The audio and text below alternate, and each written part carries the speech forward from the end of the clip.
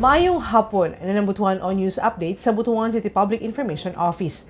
Nigraduar na ang 26 ka partisipante sa General Virtual Assistance Training 2.0 ubos sa Strengthening the Philippine Workforce through Adaptive and Responsive Digital Knowledge Conspark Program. Kinigi pa siugdahan sa Department of Information and Communications Technology uban sa City Government of Butuan pinaagi sa City Education Development Department.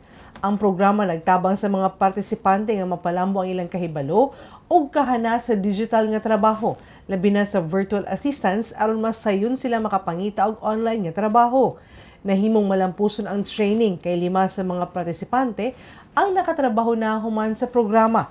Pinaagi sa Spark para ang DICT o City Government sa paghatag og oportunidad sa mga Butuanon nga gustong mosulod sa digital workforce.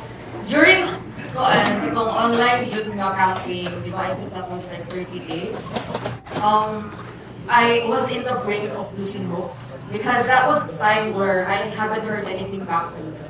It was really hard because it's December, closing in. I was like praying, Lord, magana ako yung employment by the end of the year.